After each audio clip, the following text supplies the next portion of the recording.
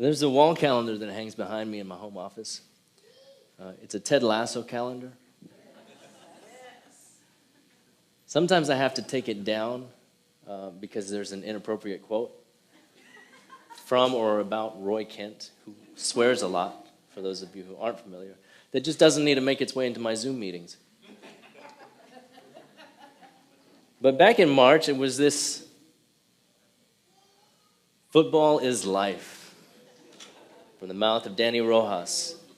I resonate with that. I love football. I've played it since I could walk. I've watched it since I was allowed to watch TV. As a 7-year-old, I remember being woken up by my brother at 1 a.m. Hong Kong time to watch the 1990 World Cup final in Italy between West Germany, which is the team that we supported, and Diego Maradona's Argentina. I remember also watching in summer 2002 in a Ugandan cafe as Germany, the team I still supported, lost to Brazil, Ronaldo's Brazil. I have so many memories and moments that are attached to the game of football. Even to this day, one of the most life-giving activities I do is play rec league soccer once a week with a team that I've been with for almost 10 years now. We have won back-to-back championships, and this summer we are gunning for a three-peat. The prize for winning is a beer glass. So, like I said, rec league. But for me, as for Danny Rojas, football is life. What is life to you? What brings you joy? What makes you come alive? What do you look forward to in your week, your day, your month, your year? Is it a person? Is it a relationship? Is it an activity like soccer is for me, a time where you get to do something that just fills your cup? Thank you, JR. Is it something you long for? Vacation, a nap, deeper rest?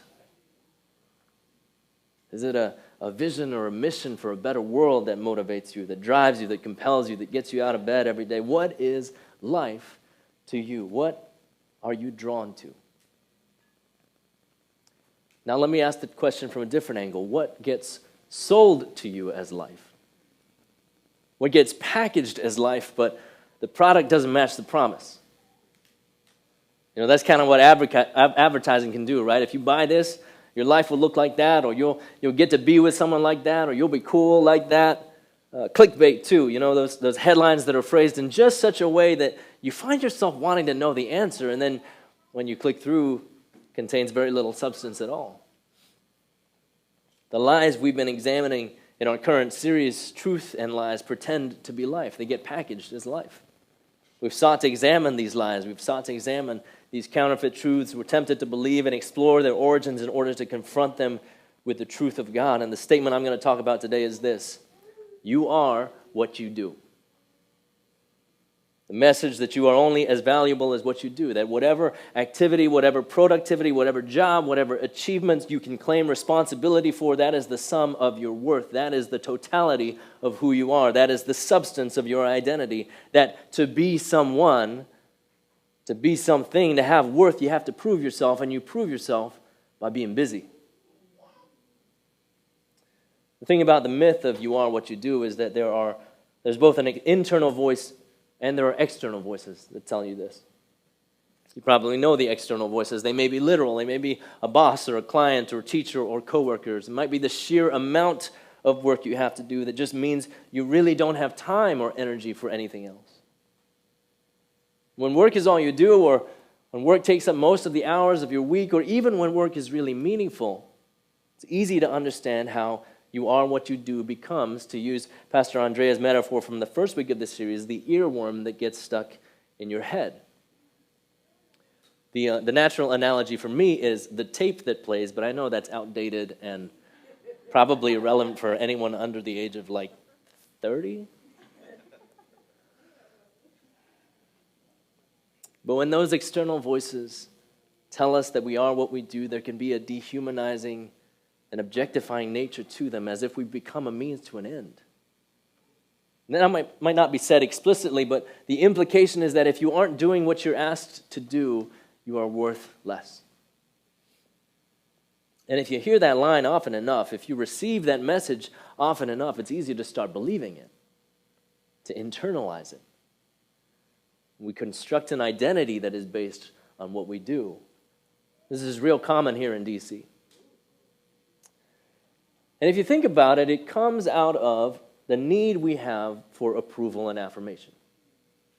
Okay? We notice how people loved us or appreciated us or praised us when we were getting things done, making things happen, from as early as taking your first steps as a toddler to getting good grades in school to winning a game, and we come to think that we are only unique and loved and worthwhile when we perform well, when we're successful.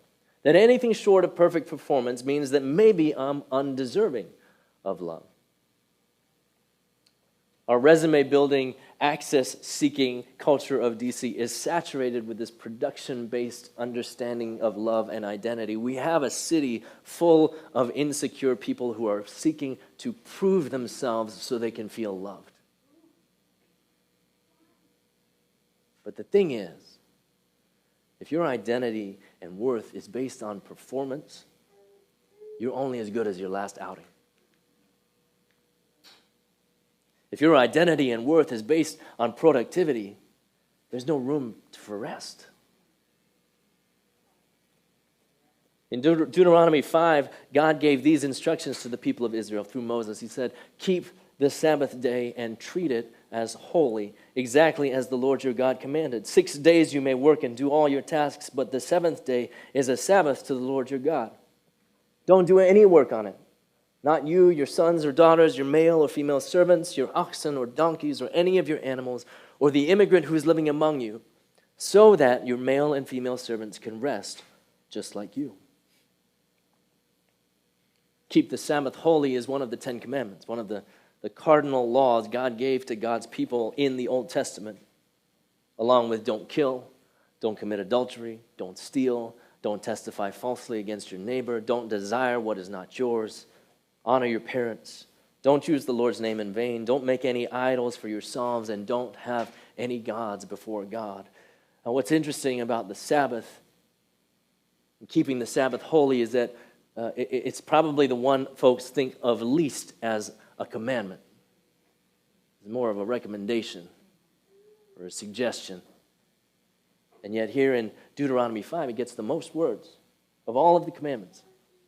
In verse 15, Moses gives the why. Remember to the people of Israel, remember that you were a slave in Egypt, but the Lord your God brought you out of there with a strong hand and an outstretched arm. That's why the Lord your God commands you to keep the Sabbath day. The book of Exodus tells us that the Israelites were slaves in Egypt for 400 years. 400 years. They were an enslaved labor force subjugated by the Egyptian empire, made to build cities and monuments for Pharaoh. But it started with bricks. Their work became their identity. They were slaves who made bricks. Their outer voices became inner voices. It is so easy to internalize our own oppression. It's so easy to forget who we are. From the beginning of creation in Genesis, when human beings were made, they were given work to do. To have dominion over all that has been created, to exercise wise sovereignty over the things entrusted to them. Now, see, work isn't bad in and of itself. We were made to have meaningful work to do, but this work was not intended to be onerous or oppressive. It certainly wasn't supposed to be like it was for the Israelites in slavery, a subjugation, an abuse of power, an objectification of those made in God's image to be no more than a means to an end. The 10 Commandments can seem restrictive. Things you have to obey. And it's easy for us to think that, anything coming from God just trying to restrict us. It's trying to control our fun, shut it down. We want to be free to do what we want.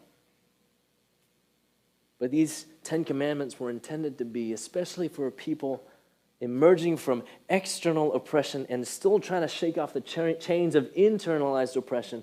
They were intended to be more like 10 freedoms, ways to live in community outside of bondage. It's like God is saying, let me show you a new way of living. Let me show you a better way to be. And one of those gifts was to remember the Sabbath and to treat it as holy. 1 day a week away from work. Can you imagine the shift, the paradigm shift for people who are used to being forced to work every day, every week, every year for 400 years, for generations? Can you imagine what it would be like for your work and your activity and your productivity and to be your identity and your worth and your value? Well, of course we can. We just talked about it. We see it all around us, and maybe we see it even in our own lives. And for us here in D.C., in the 21st century, this same commandment to keep the Sabbath holy can be a freedom. Maybe not from a life of literal bricks and chains, but from the bricks and chains of perpetual activity. From feeling as if changing the world depends on you and you alone, or as if you are the only one who cares about this cause, or the only one who can make a difference in this person's life. This is a freedom, and it is the freedom of God's world. We've talked about Sabbath a lot here at Christ City. We've preached sermons on it. We've done a whole series on it. We created a meditation podcast on it. We've written a guide to Sabbath, and we've practiced it together communally. So I'm not going to retread old ground, although we will post links to all of those resources. I want you to practice Sabbath. I want all of us to practice Sabbath. In fact, I look at us taking next Sunday off as a practice of Sabbath for us. But what lies beneath the practice and the principle of Sabbath is this. In the words of Rabbi Abraham Heschel, on the Sabbath we especially care for the seed of eternity planted in the soul. The world has our hands, but our soul belongs to someone else. The world has our hands, but our soul belongs to someone else. Our being precedes our doing. Okay? Our identity precedes our work. Before we worked, we were.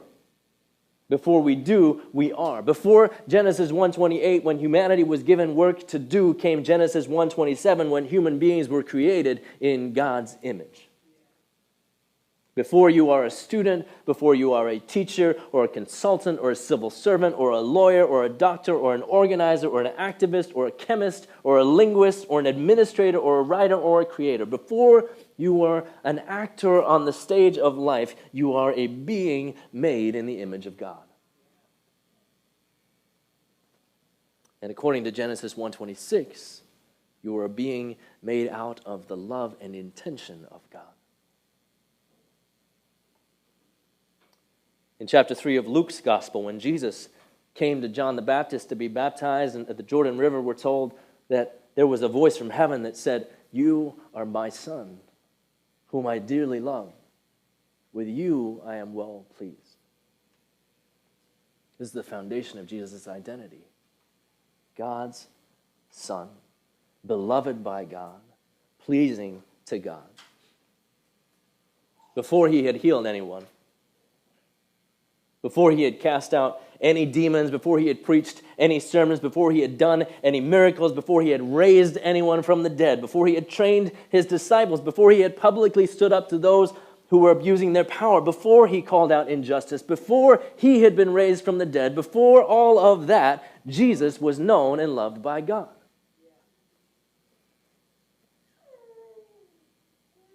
Before any of our doing, we are known and loved by God. Our souls belong to someone else. Since it's the last Sunday of Pride Month, let me direct this particularly to my queer siblings.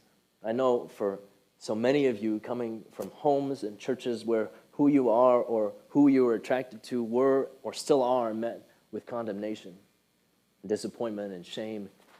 Feeling pride in who you are can seem far off. You're just trying not to feel the weight of not being who those you love wanted you to be. And still, as you are known and loved by God. Your soul belongs to God.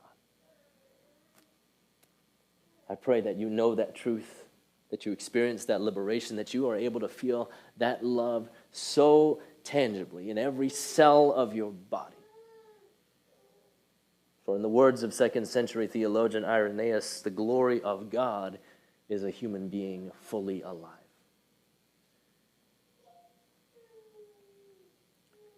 To all of us, the Dutch theologian Henry Nouwen would say this: you are not what you do, although you do a lot.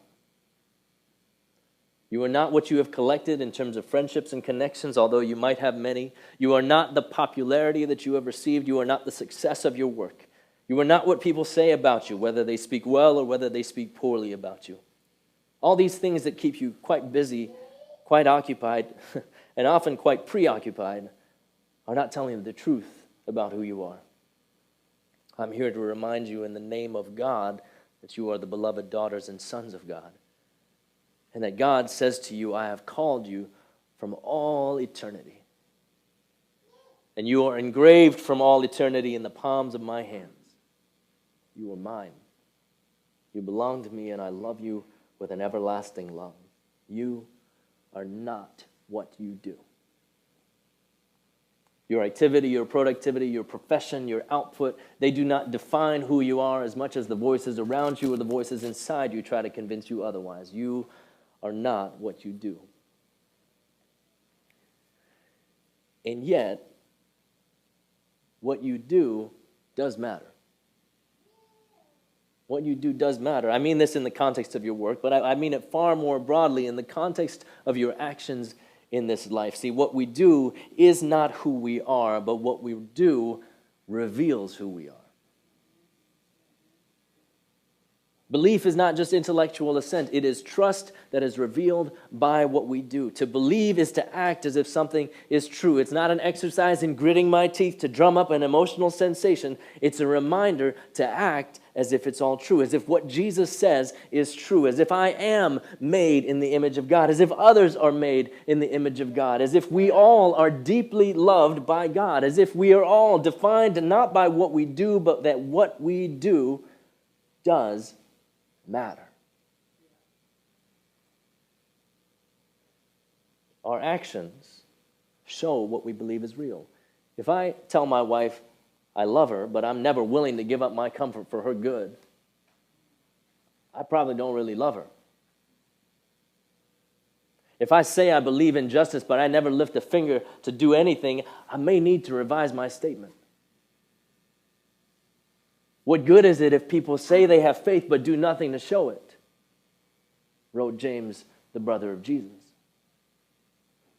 Imagine a brother or sister who is naked and never has enough food to eat. What if one of you said, go in peace, stay warm, have a nice meal, thoughts and prayers? I added that one. But what good is it if you don't actually give them what their body needs?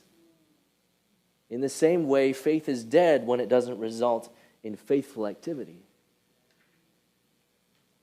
God didn't just tell us we're loved with letters in the sky. God showed us how much we are loved in the person of Jesus Christ, who gave up his divine nature to live among us, who confined himself to a human body to bring the beloved life to earth, who squeezed this eternal, infinite self into time and space to demonstrate how to live the beloved life, and who gave up his perfect life for us on the cross to make a way for us to see and understand how truly loved we really are. Our actions reveal our identity. What we do and how we do it reveals who we are. When I catch myself chasing affirmation and approval through work, and it is a when, it's not an if. When I find myself chasing affirmation and approval through work, or when I find myself crafting and projecting an identity based on accomplishments or achievement, in those moments when I catch myself, when I come to, I'm undone. And it's not because of shame or guilt or having failed again or at having not lived up to the person I could be. I'm undone by the love and compassion of a God who invites me again to find my footing, to find my center, to find my rooting in God's love again. The words that God spoke to his son, Jesus, you are mine. I love you. With you I am well pleased. These words grant identity. Right? These words speak of home. These words tell you where you belong and who you belong to. We seek those words too. We desire to hear them. We glean affirmation from them. We wish we heard them more often. Maybe from your father or your mother. You are mine. I love you. With you I am well pleased. Maybe from your husband or your wife, or your significant other, or even an ex. You are mine. I love you. With you I am well pleased. Maybe from an older brother or sister, you are mine. I love you. With you I'm well pleased. Maybe that's why we work so hard and so much and so long. In some form or other, from some person or other, a boss, a colleague, a teacher, we seek these identity-affirming words. You are mine. I love you. With you I am well pleased. But the only person who will tell it to us in a way that will bring lasting peace and assurance to the very core of our being is God. Maybe you aren't seeking God, or maybe you wouldn't call yourself a follower of Jesus, or you've drifted away, but you too know in your bones that longing for affirmation, which you've sought by throwing yourself into work, or throwing yourself into the arms of the next guy or girl, or by crafting an identity that seems formidable, but you're struggling under the weight of holding it all together, like surface pressure. This facade that people think is you, but you know deep in your heart it's not even close to being true. Certainly not close to where you want to be. Friends, our Creator longs to be in relationship with you. The one who loves you, cares for you. The God who knew you even before you were a productive member of society. Before you did anything. Before you were formed in your mother's womb, this God yearns to establish you in the unshakable and consistent and stable foundation of God's love. And you have a choice. Remember, what you do matters. You can either accept the invitation or you can reject it. You can receive the truth or you can keep the lie track going. You can choose to believe that you are loved by God and live as if it's true, or you can say, no thanks. Go back to the grind. You can listen to God and be reminded of who you really are, be accepted just as you are, or you can double down on your effort, your grit, your hard work, prove yourself to those who may never be satisfied. You have a choice. You are not what you do, and what you do matters. Will you pray with me?